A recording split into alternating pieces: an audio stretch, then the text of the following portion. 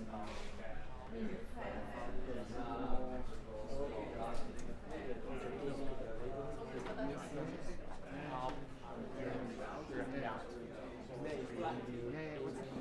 you get a mic check?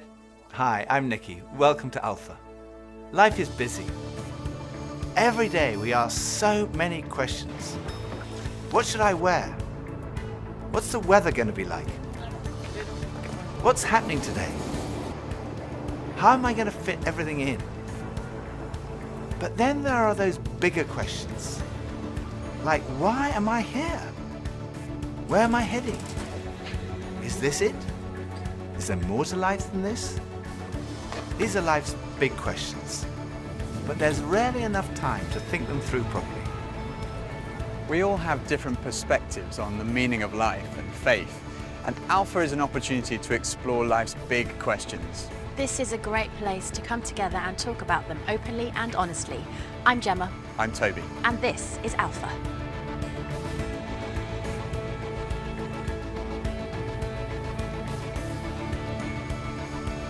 I go on Google.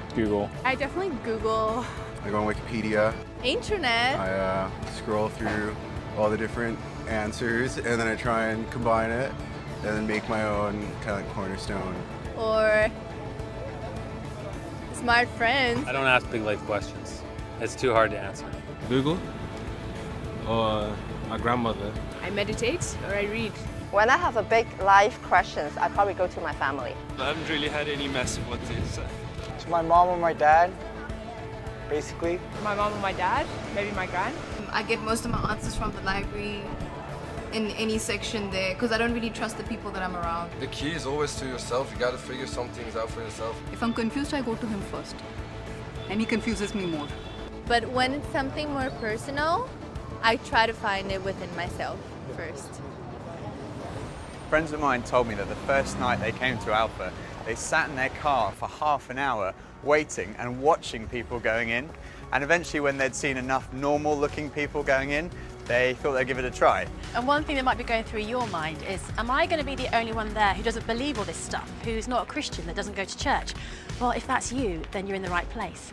Alpha is designed for people who wouldn't call themselves Christians or who are not regular churchgoers. It might feel a bit strange to be discussing life and faith with people that you've never met before, but the best thing about Alpha is often the great friendships that are formed over the weeks. For much of my life, I was not remotely interested in Christianity. In fact, I don't think I'd ever come to something like Alpha. I was not brought up as a Christian. My father was a secular Jew. He was an agnostic, and my mother didn't go to church, and I had no interest at all in Christianity. First of all, I just thought it was so boring. Everything to me about church, Christianity, religion was just dull and dreary. And it kind of made me feel a little bit guilty. I didn't know why, but I just didn't want to have anything to do with it. And I also thought it was untrue. I thought I'd sort of thought it through, and I'd come up with these intellectual objections, and I called myself, very pretentiously, I called myself a logical determinist. And I quite enjoyed arguing with people who called themselves Christians. And at university, I had a bit of a reputation for being an argumentative atheist. And I also thought it was irrelevant to my life. I couldn't see how someone who'd lived 2,000 years ago, 2,000 miles away, could have any relevance to my life today. It just seemed outdated and irrelevant. But at the same time, looking back now, I would say something was missing. I say that because I don't think I was living in the moment. I was always looking forward to the next thing in life. So when I was at school, I was thinking, when I finish my exams, maybe that will be when I'm going to really start to enjoy life. I finished my exams, and then after about 3 weeks, I started to think there's got to be more to life than this. And I thought, well, maybe when I've left school, that will be what life's all about. And then I left school, and after about 3 weeks, I started to think, there's got to be more to life than this. I thought, well, maybe the answer is to get a girlfriend. And somehow, I don't know how I managed it, but I managed to find a girlfriend. Again, after about 3 weeks, I started to think, there's got to be more to life than this. And basically, there was something missing. I was longing for more. The actor Jim Carrey once said, "I wish everyone could get rich and famous and have everything they've ever dreamed of, so they would know that's not the answer." Some people dream of having their name in lights, of fame and fortune. Some people dream of finding happiness through relationships, careers, money, whatever it may be. But do you ever get that niggly feeling that as good as those things are, there must be more to life? Yeah, all too often life just doesn't turn out the way we think it should. And even when it does and we achieve our wildest dreams, it's somehow never quite enough. It just doesn't satisfy. It's like there's something missing. The comedian and actor Russell Brand said, "Drugs and alcohol are not my problem. Reality is my problem. Drugs and alcohol are my solution to fill up a hole inside me." And Jesus said, "I am the bread of life." In other words, I'm the one who fulfills the longing that's deep inside every human heart. Jesus claimed to be the one person who can satisfy that spiritual hunger. Freddie Mercury, the lead singer of the rock group Queen, had amassed a huge fortune and attracted millions of fans. But he admitted in an interview shortly before his death that he was desperately lonely. He said this, "You can have everything in the world and still be the loneliest man, and that's the most bitter type of loneliness. Success has brought me world idolization and millions of pounds, but it's prevented me from having the one thing we all need, a loving, ongoing relationship." Jesus said, "I am the way, the truth, and the life." Ultimately, there's only one relationship that is totally loving and goes on forever, and that's a relationship with God. And Jesus said, "I am the way to that relationship."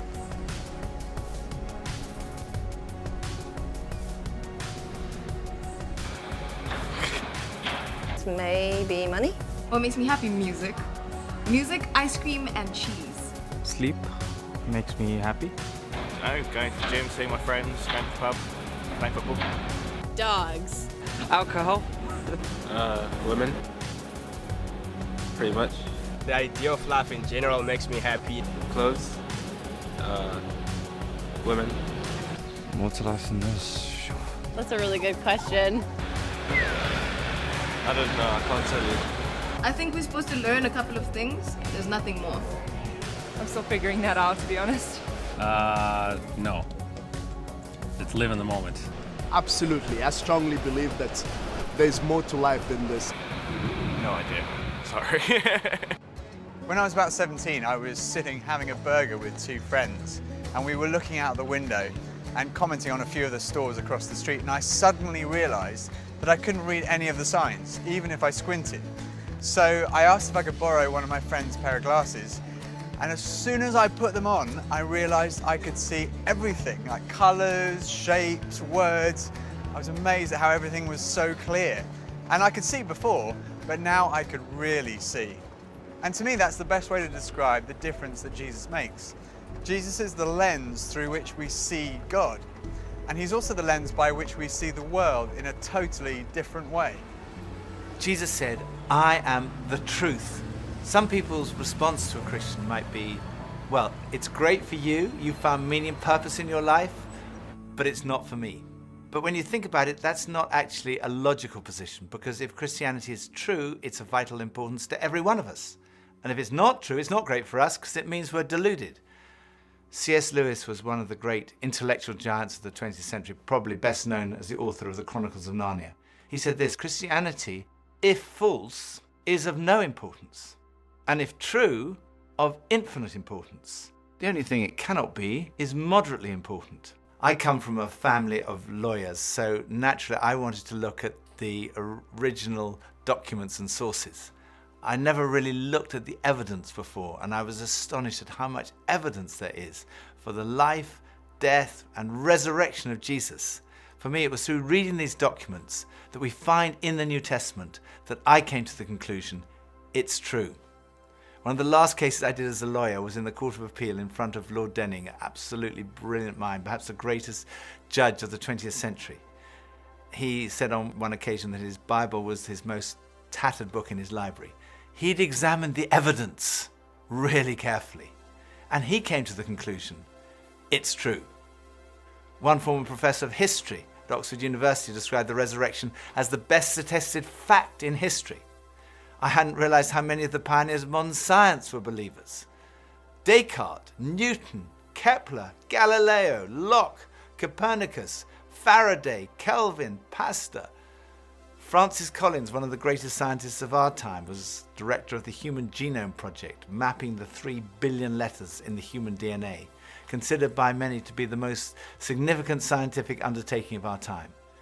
He describes how he encountered Jesus and came to believe in the truth of Christianity. Well, in the home where I grew up, faith was not something that was talked about very much. My father was a professor of drama, my mother a playwright. When I went to college and those discussions in the dorm late at night about religion began to occur, I had no particular reason to attach value to a faith system. It had never been something I was familiar with or had internalized at all. And I assumed that any religious feelings that anyone held must be on the basis of some emotional experience, and I didn't trust those, or on the basis of some childhood indoctrination, which I felt I was fortunate to have missed. I loved the experience of learning about the human body and all of the components of that, and I particularly loved being introduced to genetics. But then I ended up in the medical school curriculum sitting at the bedside of patients with diseases. This was no longer an abstract study of molecules and organ systems. These were real people. And one afternoon, one of my patients, a wonderful elderly woman, much like a grandmother, who had very bad heart disease. She had a particularly bad episode of chest pain while I was with her. She got through it, and at the end of that, explained to me how her faith was the thing that helped her in that situation. She realized that the doctors around her weren't really giving her that much help, but her faith was. And after she finished her own very personal description of that faith, she turned to me, and I had been silent, and she looked at me quizzically, and she said, "What do you believe, doctor?" And ultimately, I had to admit to myself that her question had made me realize that I had arrived at an answer to the most important issue that we humans ever deal with. Is there a God? And I had arrived there without ever really looking at the evidence. And I was supposed to be a scientist. If there's one thing scientists claim they do is to arrive at conclusions based upon evidence. And I hadn't taken the trouble to do that. I was greatly assisted by a pastor who lived down the road, who I went and asked about all this, and who gave me a copy of C.S. Lewis's wonderful book, Mere Christianity. Because here was an Oxford scholar, a prodigiously developed intellect, who had traveled the same path. Within those pages, I realized for the first time that one can come to belief on a rational basis, and that in fact, given the many pointers that one sees around oneself in terms of the universe and it having a beginning, and its fine-tuning in terms of the way in which all those constants that determine the behavior of matter and energy seem to have been set just in a certain very precise range to make life possible. And many other things, including my beloved mathematics and why they actually work anyway to describe the universe, something that makes you think the Creator must have been a mathematician. That brought me then to the person of Jesus Christ as a person who was historically extremely well documented. That was news to me. I thought Christ was as much myth as history, and I realized after reading more about it, this was a historical figure upon which we have a great deal of evidence for his existence and his teachings, and even his rising from the dead in a literal way. That day at my patient's bedside started a journey for me, a journey that I was reluctant to begin, but I felt I needed to, a journey that I thought would result in strengthening my atheism, but to my surprise, resulted in my conversion. There's a difference between knowing facts about someone and really knowing them personally. Now, I've known my husband Phil for 3 years now, but suppose if before we met, I found him on a website called The Amazing Man. Now, there's no doubt I would have looked at him and thought, okay, I'm intrigued. But what if each page was dedicated to his amazing abilities, his sparkling personality, his tender heart, his extraordinary intelligence, and his cooking abilities? Well, I would think, wow, he does sound like an amazing person. But that's head knowledge. But I also have the privilege of being married to him, and I know that he's an amazing person, which is knowledge that comes from the experience of a relationship, and that's heart knowledge. When Jesus said, "I am the truth," he was talking about more than just a kind of intellectual truth. The Hebrew understanding of truth was truth as experienced. And there's a big difference between a kind of intellectual knowledge and a personal knowledge, between your head and your heart. So when someone says, I know Jesus is the truth, they're not just talking about being convinced of the evidence, they're also talking about experiencing a relationship with the risen Jesus Christ.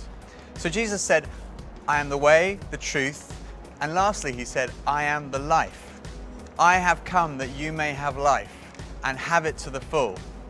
Jesus came to deal with the things in our lives that stop us from enjoying life to the full, the things that spoil our lives. I hate shopping. I loathe it. I think I'm allergic to shopping. But occasionally my wife Pippa persuades me to go shopping, and just after Christmas it was the sales and she persuaded me to go shopping, and we went into the shop and we bought this very nice new sweater, same colour as all my other sweaters, and we left the shop and we went to buy a present for her, and we went into this ghastly shop. It was so crowded, it was unbelievable, and even Pippa had had enough and she said, okay, we're leaving. So we went to leave, and as we left, the security alarm went off, and the security guys moved in very quickly and they stopped us all from leaving. And like the crowd that was trying to leave was stopped, and the crowd that was trying to come in was stopped, and we were there right in the middle. The 6 of us who were going through the security at that one time were all taken off and sectioned off from all the rest. And they wanted to see which one of the 6 of us had set off the alarm. So they sent one of them through, and that was fine. They obviously hadn't set it off. Then they sent the next one through. They obviously hadn't set it off. Then the 3rd, then the 4th. None of them set it off. So it was left with Pippa and I were standing there, and I thought, oh my goodness, I'm married to a shoplifter. It must be Pippa who's got set off the alarm. So they sent her through, and she didn't set it off. So I thought, oh my goodness, I've obviously got something. Someone must have planted something on me. I'm going to be arrested. I'm going to be sent to prison. All the crowd were watching, both sides. They were just watching this criminal who'd been caught going through. So they went through, and as I went through, the alarm went off. They took me to the side. They opened up my rucksack on my back, and there they found this sweater from the other shop with the tag still on it. I felt so guilty. That was like false guilt. I also sometimes experience true feelings of guilt because I do things that are not right, that are not good. And this is the wonderful news that God loves you and he loves me. God came in the person of his Son, Jesus Christ, to die for you and for me. And on the cross, he took all of your guilt, all of my guilt, everything you've ever done wrong, everything I've ever done wrong, said wrong, thought wrong, and he died in our place in order that we could be forgiven. And forgiveness, C.S. Lewis said, it's like a recording of our life, wiped completely clean. And when we receive that forgiveness, we find life, and life in all its fullness. And that's what Jesus wants for you and for me. Life in all its fullness. Life at its very, very best. I think for so many years, I always just strived to be strong in myself. And it was as if that all I needed was me and my buddies and, we'd be like invincible. But the truth is, none of us are. And I don't want to do this thing called life. I don't want to do it on my own.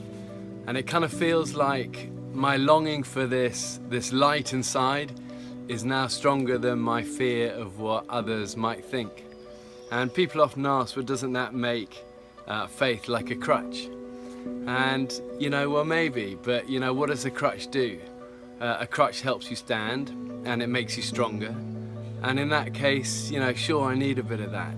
But especially when it's so much more than that. When this faith inside is also like a backbone, helping me stand tall and helping me be strong when I'm really up against it, facing those odds, whether it's on a mountain or stuck in some jungle or just dealing with the storms, with the storms of life. Sure, I need it. I need that. But at heart, my Christian faith says that I'm known to Christ. Faith says that we're loved, regardless of our mess. regardless of how many times we fall down, and that Jesus somehow picks me up. And sure, you know, I'll reach out to that. Why wouldn't I? I used to think Christianity was boring, untrue, and irrelevant. But when I read about Jesus, I realized he was anything but. Jesus said he's the way to God. He's the one who brings meaning and purpose to your life. He said he's the truth. He said he's the life, that true fulfillment is found in a relationship with God through him. Alpha is a place where you can be yourself. You can say what you think and challenge everything. No question is too complex or too simple. And what your point of view is as important as anyone else's. And over the weeks ahead, we are going on a journey together, an adventure to explore the questions of life, faith, and meaning. Think of it this way. If you live to be 70, you're going to spend 20 years and 3 months asleep, 10 years and 5 months watching TV, 5 years and 9 months in some form of transportation, 7 years and 6 months eating and drinking. You have approximately 570,000 hours left to live. So why not spend less than 24 of them asking life's biggest questions? Welcome to Alpha.